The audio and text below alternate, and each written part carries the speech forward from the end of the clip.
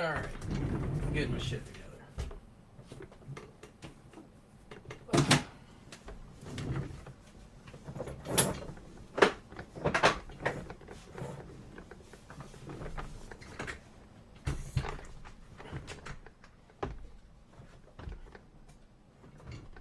Okay. I think I got my shit together. I'm gonna make sure my volume's good to go. Yeah. Actually, I sound a little loud. My hair looks amazing. I think I'm gonna shave tomorrow. I need to fucking shave. I haven't shaved in a while. Alright. Yeah. So I figure I'd jump on for a few minutes, see what's up, see what's going on tonight. Just testing the waters for a Sunday, uh, which isn't a.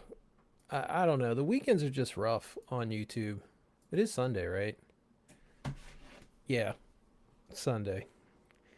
Yeah, it's definitely I don't know why. You would think it would be a lot easier to get people on the weekends, but it's not. We'll give the masses a few minutes to pour in, and then go from there. Um, so there's a big Epstein. There's another big batch of Epstein files dropping. So and supposedly this is via Alex Jones, who's usually right, but there's another 3.5 million Epstein files getting dropped. They either just dropped or they're about to get dropped, and supposedly they're noticeably worse than the last batch. So I guess it's going to be more cannibalism, baby eating, that kind of stuff. So that should be interesting. I'm going to have to start like once a week. I'm going to have to like dedicate an episode, a live stream to going over some of the Epstein stuff. And if you're wondering why I'm so interested in that, is because I've been following it for 20 years. So following it for 20 years. So yes, I'm very interested in it. So if you think like I knew about that stuff that was going on, like the cannibalism and stuff, I knew about that about 20 years ago. So I've been waiting for 20 years for that information to come out. Hey everyone listening while doing chores, there you go. Yeah, there you go. I need to start finding I need to start finding something to listen to while cleaning cages. I usually listen to like YouTube stuff on business, marketing, digital marketing, but I'm kind of tired of listening to that stuff. I need to find something else to listen to while I'm in the snake room. I could listen to music like a normal person. What's up, Kevin? So, hey Jordan, how's the breeding looking? How's the Super Maluku breeding going? Is it looking like it's going through, or what's up with that?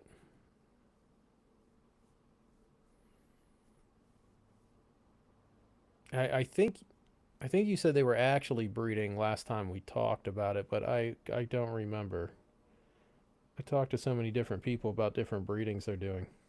And Kevin, how's the Timor Python? One of the best snakes there is in the world, a Timor Python. How's that going? And oh, Dylan, I saw you just put out a new video, or at least I think it was new. I don't remember seeing that one before. Something about feeding or something. So did that just drop?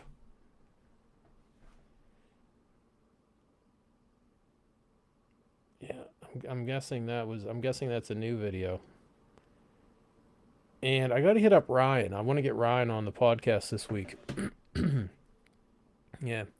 She went into shed and is still looking good. Refused food again Friday. Pure Kai Wadi is back on food and she's out for the year. Hmm. Yeah, just posted this one's about the babies. Uh, did you get a hit up at all about? Nah, I mean, I sound like I'm clipping in my ears. Did you get hit up at all about any Dylan? This is for you about any of your stuff you showed on whatever Wednesday?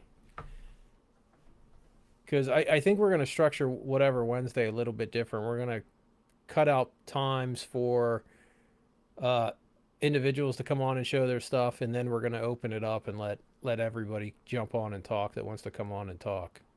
So, dude, are you fucking kidding me? I better be making so much money for all these commercials. And I mean, there's 8 people watching this right now. Like, and I don't know what commercial you saw, but mine was like a KEH, like a used camera company. So I don't know how much business they thought they were going to get from that. Um, yeah. Yeah. I mean, I got one too. So that's ridiculous. I don't ever see, I don't recall watching other people's lives and seeing commercials. So maybe I'm an idiot and I need to go turn something off. Because it's not like I make any money for these, so I could probably, if I need to, I'll turn monetization off for lives, so I don't get interrupted. So yeah, Dylan, did anybody hit you up? Did you get any questions or any interest in from whatever Wednesday showing off them snakes?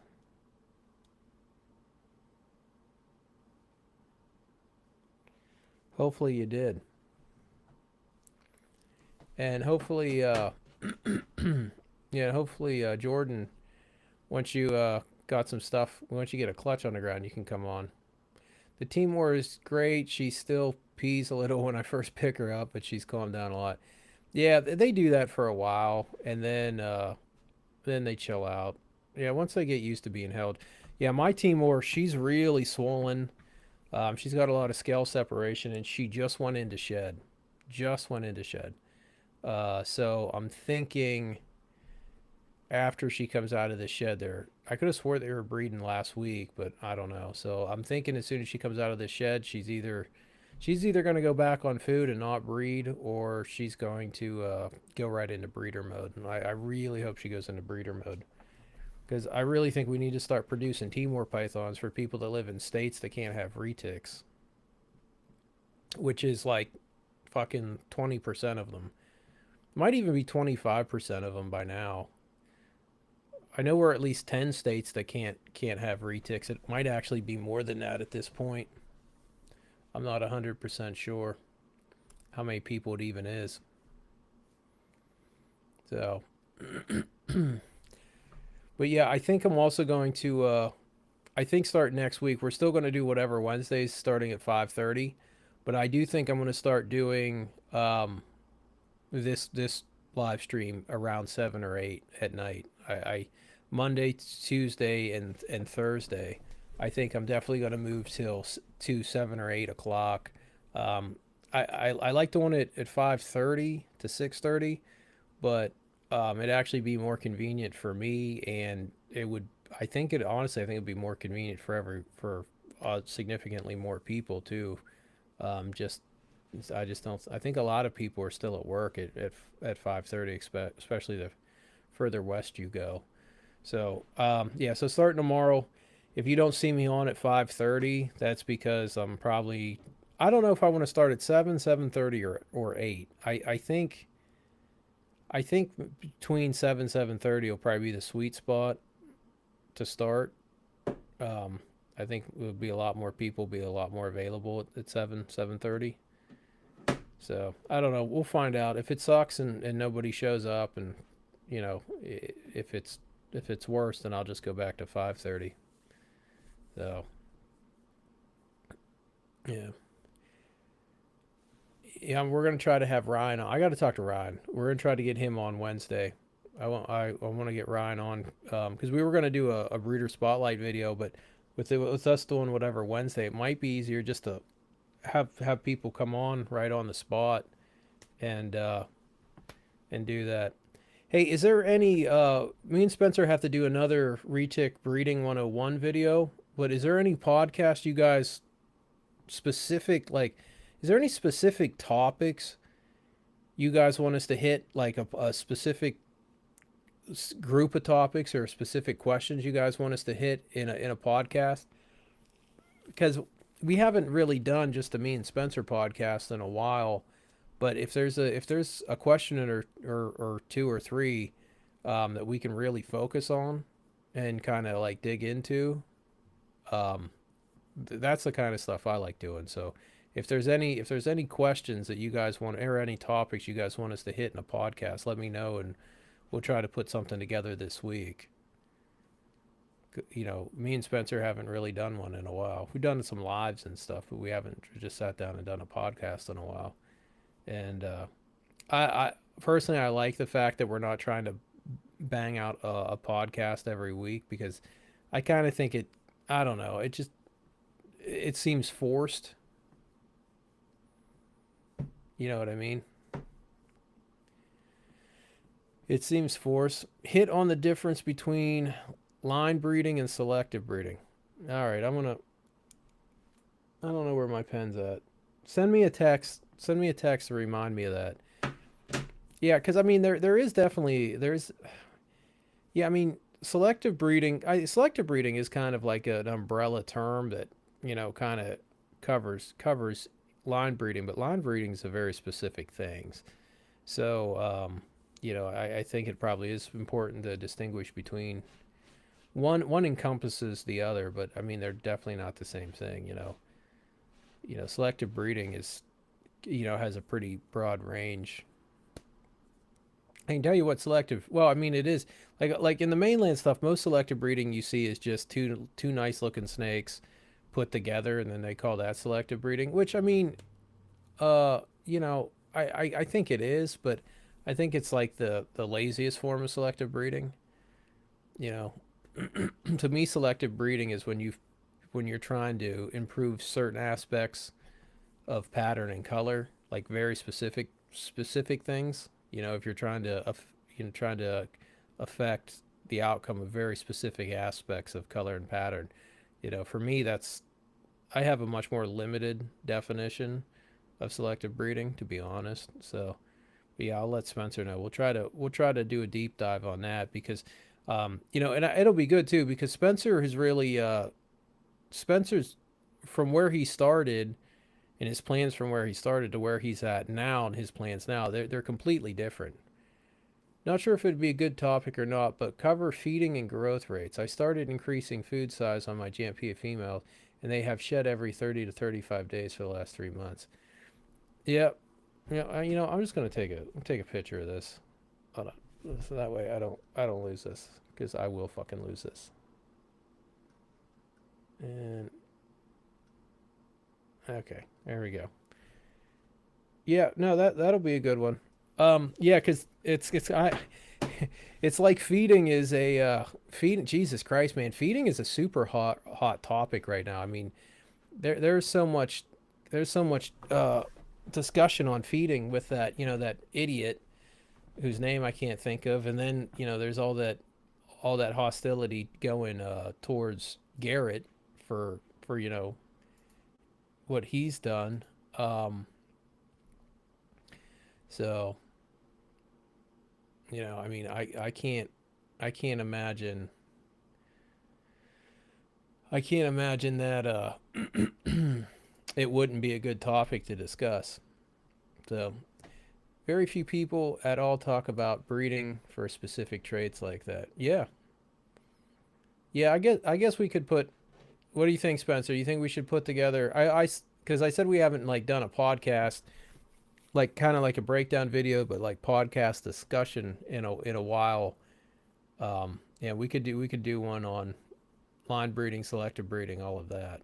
That'd be a good one. And maybe I'll post the question in Retic Pursuit too. There seems like there's a is it just me, or is there a lot of new people in Retic Pursuit? It seems like it that's not any kind of criticism or anything. It just seems like there's a lot of newer people, because since I've been on there, I'm seeing a lot of names I don't recognize. You know, a lot of names I don't recognize. Yeah, I'm starting to look into selective breeding for traits, so very interested in hearing about it. Yeah, and unfortunately, um, there's not a lot of information out there, because in reptiles it's so morph based. So I mean, there has to be something somewhere on selective breeding. I'm more interested in, maybe I'll do some research too, and I'd really like to learn about super genes and gene clusters that pass genetically as a single unit. That's probably the thing that I'm most interested in right now. When it comes to retics, is what's operating as a what's operating as a polygenic situation, what's operating as a single allele, single gene, and what's operating as a super gene. You know, the main difference between super gene and polygenic genes are polygenic genes don't necessarily pass together in a group. You know, they're all kind of different. Do we need to do a does size matter podcast? Yeah.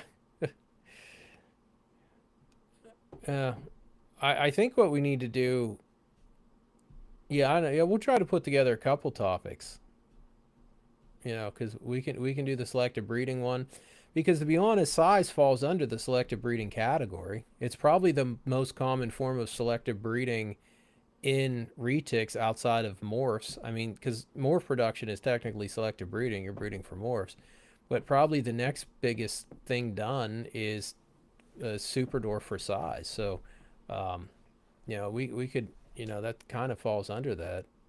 And then you have the epigenetic impact on size of feeding. So yeah, it's all kind of falling together there. Yeah, need to show off some snakes and compare sizes too.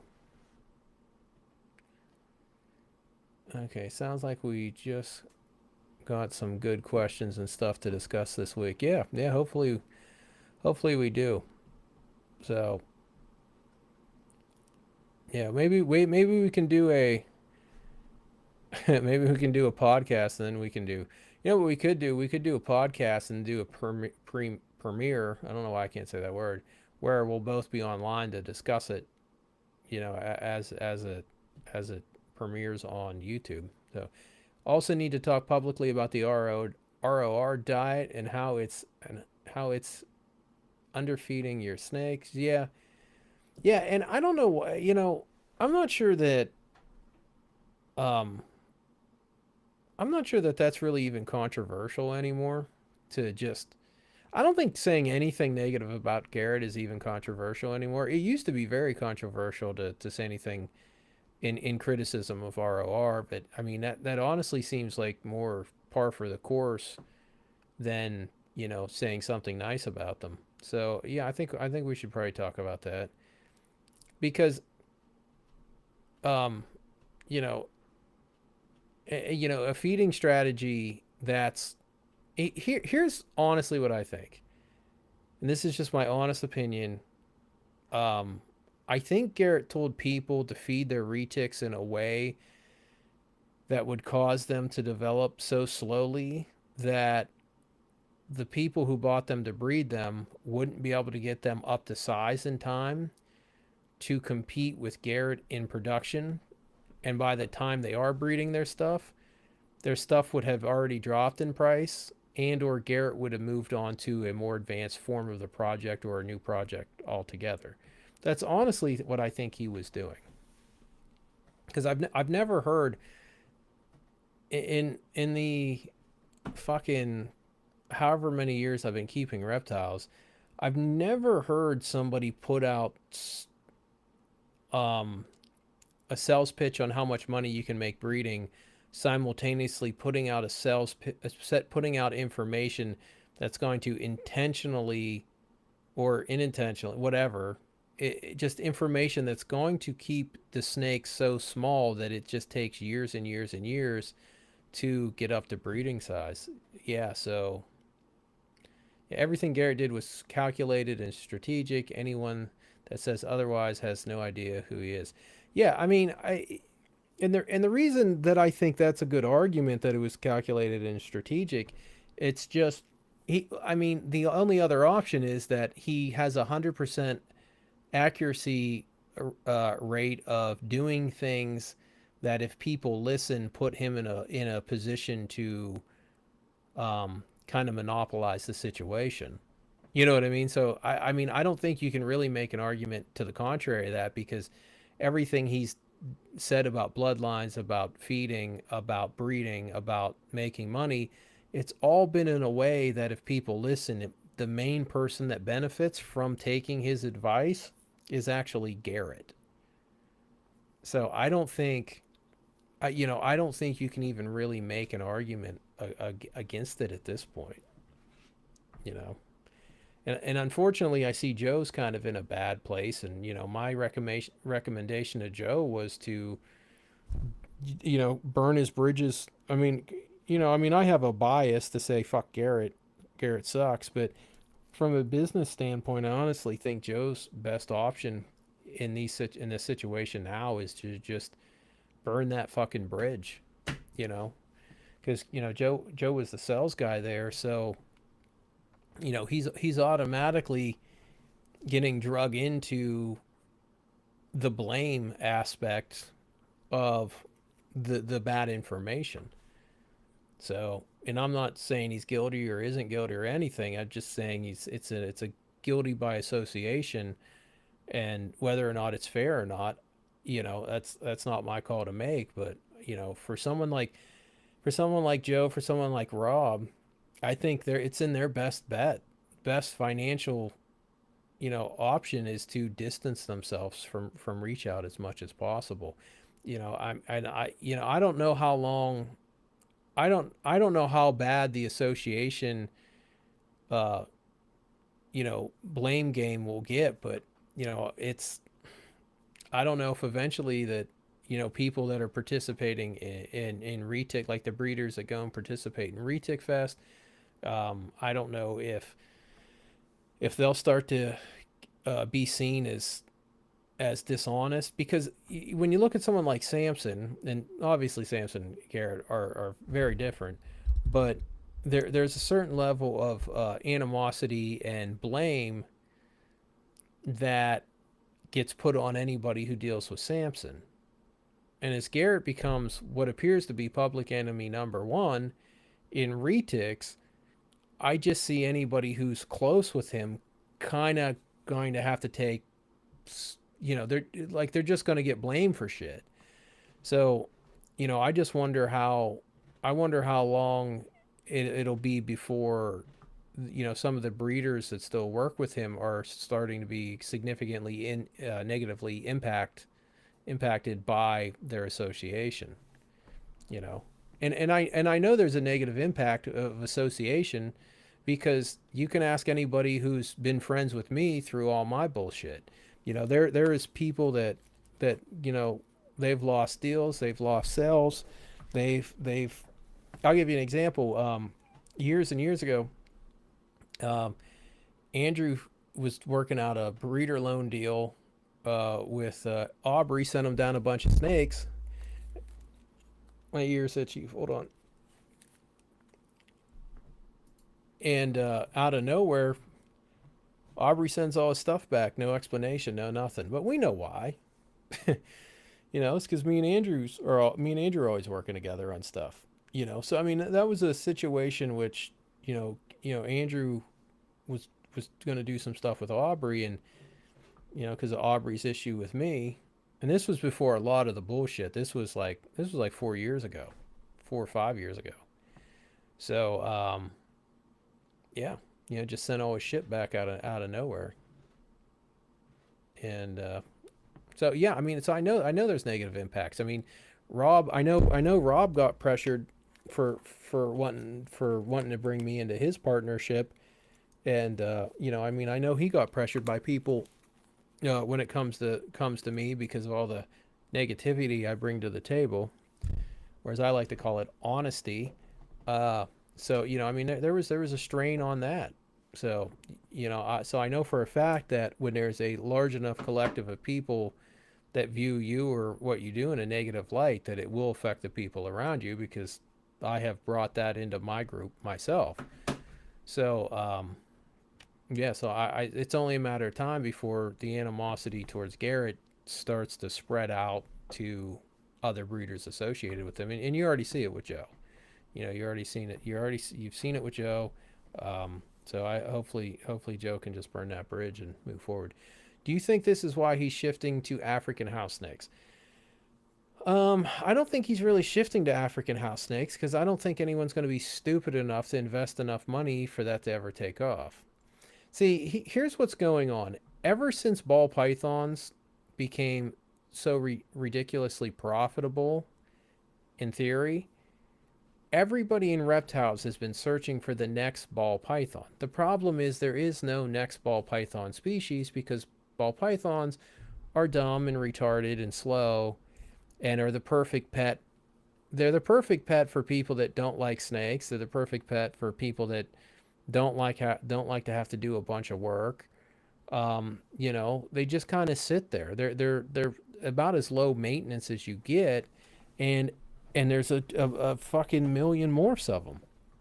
You know, and I think that's what Garrett's goal is with the African house snake is to create a new kind of booming species that everybody's chasing. Which big surprise, he's trying to create another fucking a bubble to cash in on before it pops.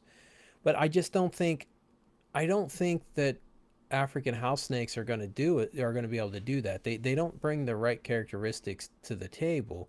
I mean, they bring the size to the table, but that's I don't know. I think the closest thing you're going to get to um, ball pythons is the crested geckos, which fucking constantly are crashing and coming back and crashing. I think the next one is tokay geckos. I think that's the big. There's so many morphs in tokays, and they're little and they don't take up a lot of room. They're kind of dickheads. But other than that, I really think tokay's probably one of the bigger options for it. And I mean, you know, to some extent, the hog noses are, you know, that's a very ball python ish type market, but they still don't have anywhere near the diversity of morphs as ball python. So yeah, I mean it's just a yeah. I think the African house snake. I mean, all you got to do is ask yourself if you want one, or if anybody you know in snakes wants one, or if anybody wants to start giant breeding projects, and that's obviously what his goal is to stir up enough interest that there's enough people thinking that there's a bunch of money there, so they start investing. So I you know, like I've always said that Indo tree boas would be a much better option than African house snakes if you're trying to start a new industry within reptiles. I just don't think that I man it'll be tough. It'll be tough because African house snakes are all wiry and stupid and little, and they breed like crazy. They just keep breeding, and the production on them is just through the roof. So if it's all morph based scarcity, the quantity of morphs getting produced in that scarcity based value, I mean, it'll just kill it. It'll kill it so quickly. So yeah, they breed like 100x a year. So yeah, I forget how many times a year they breed, but they pretty much they breed like fucking leopard geckos and stuff. They just keep dropping eggs. So I think it's like 3 or 6 or something. I forget. I don't know. They you know, and they're so small you can have 100 of them like no problem. So if you got 100 females dropping 2 eggs and then 2 eggs, then 2 eggs, you know, by the third round, you know, you went from, you know, 100 to now you're up to 7 or 800 snakes, you know, in just 6 to 9 months. That's I mean that's a total recipe for a financial crash. For Indotribos, what I've read, they're more difficult to care for. Is this true? And are there morphs in them yet? Well, there has to be morphs in them because they all look different. Dude, there's so many crazy looking ones out there. There's been like pink ones and black ones and red ones. They got all kinds of. Some are all striped out. Some almost look like weird super tigers, and some have all kinds of crazy patterns. Yeah, they're actually super interesting. But the thing with them is, I think they eat a lot of geckos. So if you're gonna start getting a bunch of shit out of the wild, you'll probably need to get some house geckos. especially those ones that reproduce parthenogenically. I forget which species it is. I don't think it's the Indo house gecko. I think it's the like Malaysian mainland house gecko. Then I think there's another one that produces parthenogenically. I think that is the I forget. I forget which one it is. You can't handle that head shape of the African house snakes, or the goofy head shape of those Indotribos, because those Indotribos have crazy heads. They're super neat looking. But yeah, I mean, dude, everybody's been trying to come up with the new ball python market for 20 years, and I just don't think I don't think you can. I don't think anything can be the next ball pythons. I think they are unique in that they're boring and lame and sit there and there's a million of them. You know, I bred ball pythons once. I got a bunch. I got a ternate back, and I had to take all the dude's snakes to get the ternate back. And he had a pair of ball pythons, and when they got here, I threw them in a rack together, and they bred. And I ended up getting a clutch of ball pythons because I literally just put them together. I mean, that's how easy those things are to breed. They literally, you don't do it like they just breed. You don't do anything. So, I mean, they're kind of like asshole idiot proof when it comes to breeding. You know, they're insanely easy to breed, and they're the perfect snake for people that don't even like snakes. So, yeah, I just don't. I don't know. Dude, I see some of those big ball python people, and it's like how are you still even getting money out of people? Like that's what surprises me so much. How are you even getting money out of these people? That's what's crazy. Absolutely insane. Yeah, I didn't catch any of the latest of the triple threat videos. Um, every once in a while, I uh, I watch some of those, but I haven't caught any. I haven't caught any. If there's been any crucial updates on on anything from triple threat, I haven't seen much of their stuff. Uh, the views and opinions expressed in. Hold on, I'm reading something.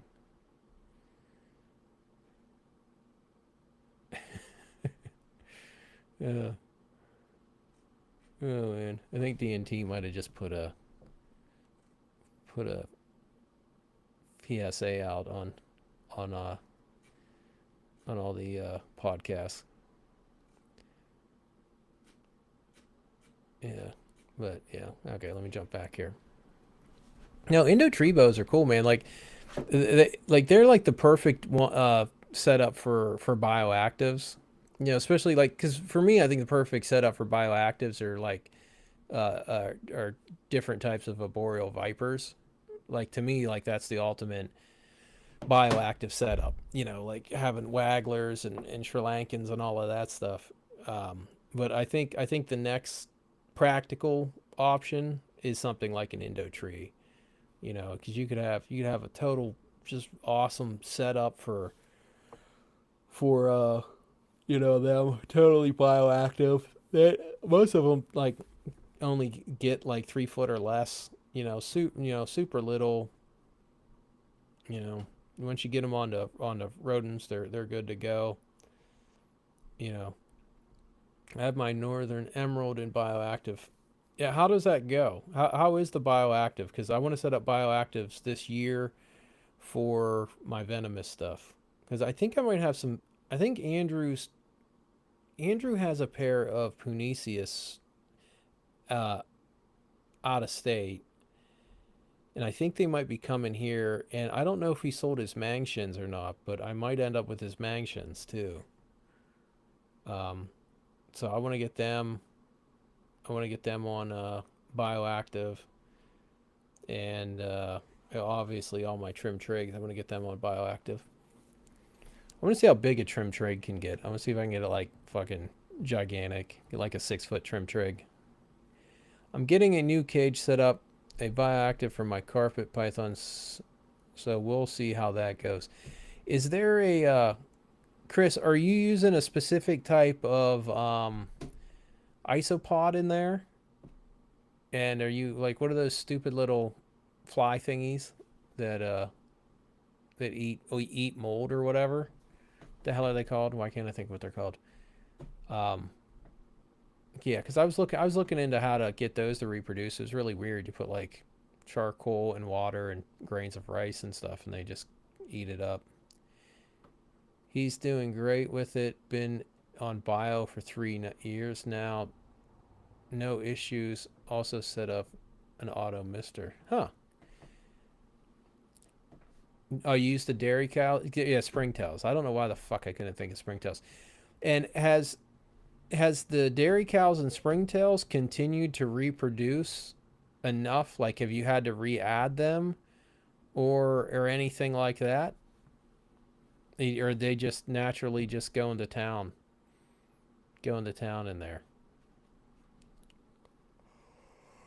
And another question: have you had to clean the cage? Because I couldn't imagine having a bunch of snakes and you don't even need to clean the cage. Like it's just taken care of. Like that'd be fantastic.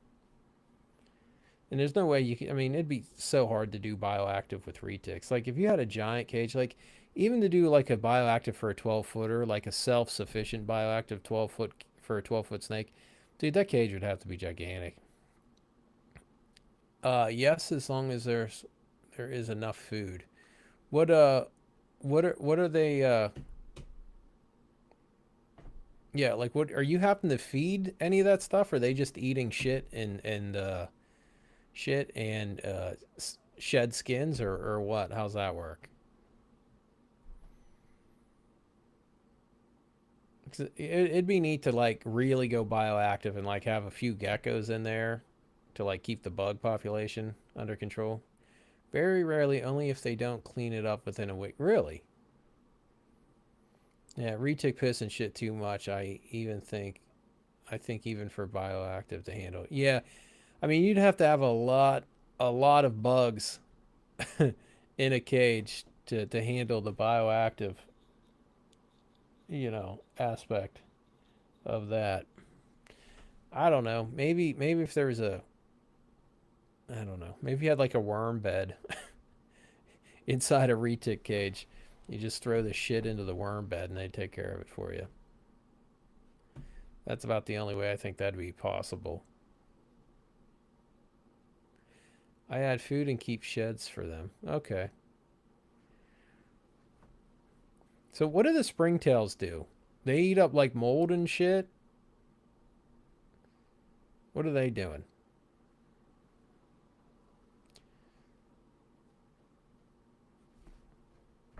Yeah, I'm gonna have to look into this. I'm gonna have to look into this. I need to sell like half of my retic so I can set up a half a room just of like venomous bioactives. Yeah, I don't know if dung beetles actually eat shit. I think they just roll big balls of shit around because they're bored or something. I don't even know. I don't even know what they do. Oh, what other podcasts are going on? Do we got any good mold, fungi, and fecal? Okay, it's yeah. I'm not sure. Oh, Rob's podcast. I think this week they're doing one.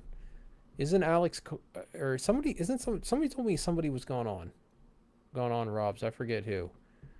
Or maybe it's a secret. I don't know. But I think Rob's is. I think Rob. This is the week Rob has one on Tuesday. So that should be good.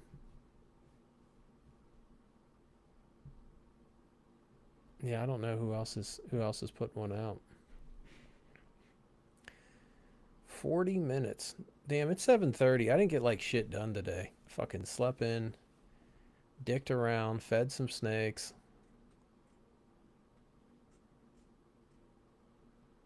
Yeah. I don't know. I'm gonna have to look into. Oh, that's what I want to ask for your bioactives. What kind of bottom substrate are you using? Do you put in like a couple inches of dirt, peat moss? What are you using for the actual substrate? Because I'm not even sure what kind of cage I want to get for this. It seems like a bigger vision for a bioactive would be great because there's no cracks or seams or anything. But at the same time, it's not going to show off your animal near as well as like an Exoterra. But Exoterras, I don't know. I don't know. I'm just real iffy about Exoterras are kind of easy to smash if a retic decides to throw cages on the floor. I'm not sure if it's next week episode with Rob, but I know Alex Carr is going on with him. I think he didn't do one last week, did he? No, because I would have watched it. So yeah, no, that's going to be this week. That's going to be him and Alex this week.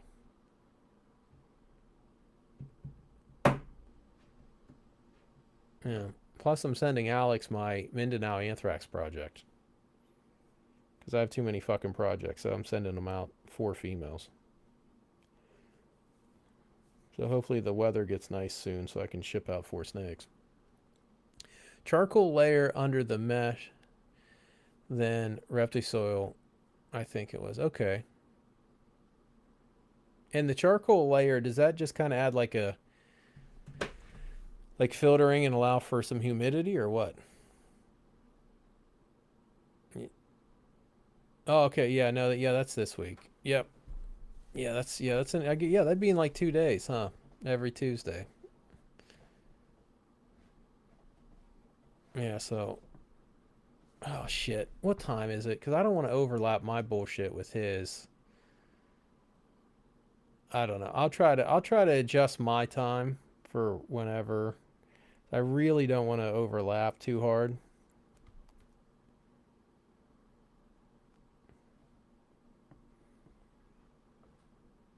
But that's okay. I go live all the time. He only does it every 2 weeks, so that's his fault. So I don't remember what the do they have a topic they're going over? What the hell topic is Rob and Alex covering? I don't even know.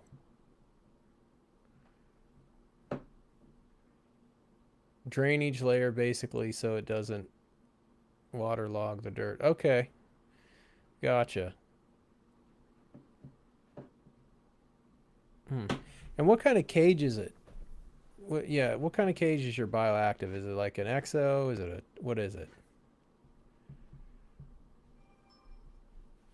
Oh, what is this? You got a message coming in. Hold on. Oh, that looks neat. So, so that's kind of like a reptiles basic type situation,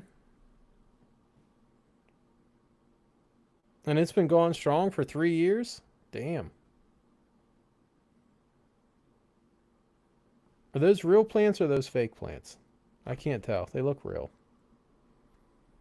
Maybe they're fake. I don't know.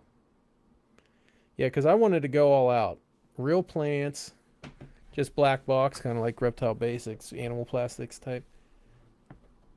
Yeah, gotcha. Yeah. Does anybody want a fucking alligator? I think I have a baby alligator coming. My mom sends me this picture. She's like, "Hey, you want a baby alligator?" I'm like, "Not really."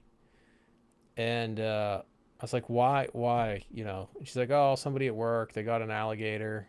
Turns out, uh, uh, it's alligators aren't the best pets. Imagine that. Which is kind of crazy. It's kind of crazy that the reptile industry is still just okay with vendors showing up to the snake show with 50 baby alligators at $40 a pop. Like, why are we still doing this shit? You know, I mean, I honestly don't get the behavior of the reptile industry. It's like, grow the fuck up. And I mean, I can't say too much. I breed retics, but showing up with all those baby alligators. So I'm pretty sure I have a baby alligator coming, and then I have to find it a home. So maybe I don't know, or I'll just keep it for a while until I can find it a place to go. Then it can be my fucking co-host. The alligator can be my co-host for all my live streams. So crocodilians are a nightmare to keep. That would be hard. Not for me.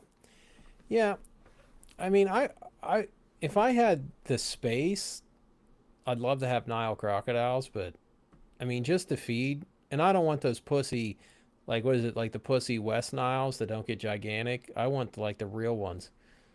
Yeah, the Cuvier's dwarf caimans are fun. Is that what you have, or do you have a? I see. I actually like. Everyone likes the Cuviers. I actually like Trigonotus. I like that super prehistoric look of the smooth fronts. Yeah, because smooth fronts are Trigonotus and wedge heads are Palperbrosus, right? Someone might want to fucking fact check me on that one. Cuviers are usually a little nicer. And those uh, uh, the other ones are Trigonotus. They're usually a little more violent. So, but they're really neat though. They have that like ridiculous, like prehistoric, just fucking mean look. Yeah, I do love the look of fucking Trigonotus.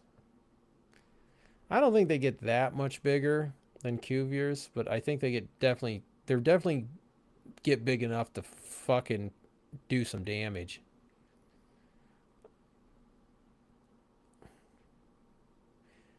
Yeah, yeah, to keep those, yeah, you gotta be a zoo.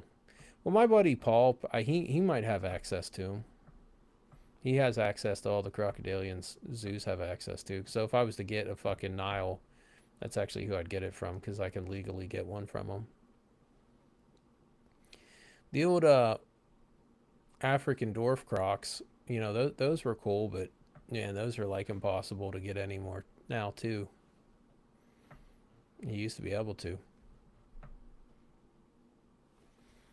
Well, oh shit, it's 7:30. I've been on almost an hour already. Yeah, yeah. If I get the alligator, it's gonna be my fucking co-host. It can come up here and hang out. I just I just don't understand why people buy some of these. I don't understand the vendors that are selling some of these things, and I don't understand the people that are buying some of these things. Like an alligator is for like a die-hard reptile person, but they're so goddamn cheap that they just fall into the throwaway pet category.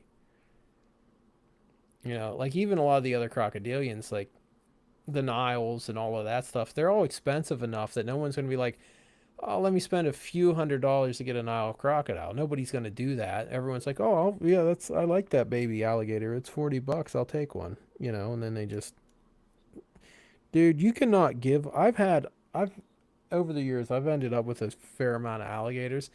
Once those things hit 3 feet, you cannot fucking give those things away. Like, the most valuable an alligator is when it hatches. And then by 2 feet, everyone's like, fuck this thing. I want it out of my house. And then by 3 feet, it's like, okay, this thing can actually fuck me up. I really want it out of my house. I over the years I've ended up with a fair amount of alligators. It's been a while. This will be the first alligator in a while. Yeah. They stay small if you put them on the ROR diet. Yeah, actually, they stay really small. Okay. You can stunt their growth worse, like ridiculously stunt their growth. You can fucking keep an alligator 3, 4 feet its whole life, which is totally not good to do, but you can. Yeah, you can totally do that. So, because I asked my mom, I was like, where'd they get it? She said, oh, they said they got it from a breeder. I'm like, nobody breeds fucking alligators. Like, they got it from somebody who has access to a farm. So, Yeah, I just don't get it. I honestly don't get it. I don't think you even see those. I don't think you even see that type of shit in pet stores anymore unless it's a reptile pet store. Like I don't think like Petco, PetSmart, I don't think they're carrying alligators, are they? Like I don't think they're carrying crocodilians. I know they don't carry iguanas, which is a good thing. So most of those make absolutely horrible pets. So, oh well. Oh well, at least I'll get to play with an alligator for a little bit. Maybe it'll be super friendly and it can just live with the cats. That'll be fun. Unless somebody wants it.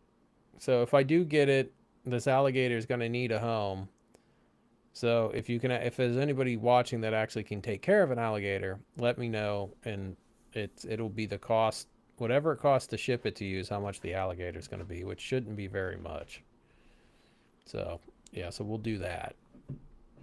But, but yeah, no, I think we got some good ideas for a podcast. I mean the feeding stuff, the selective breeding stuff. Yeah, me and Spencer will sit down and put something together this week. So we'll probably do a podcast, and then we'll do put out a podcast, and then we'll also do the whatever Wednesday. Is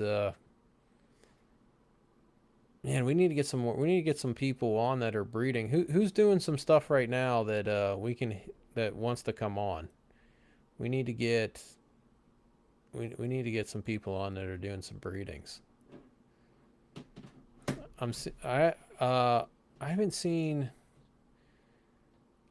too much in the last few days on the Dwarf and Super Dwarf side, unless I'm missing some clutches. There been any substantial? Well, Eric just got something today.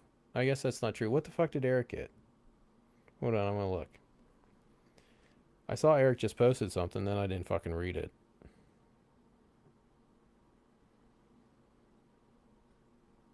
Okay, Eric got.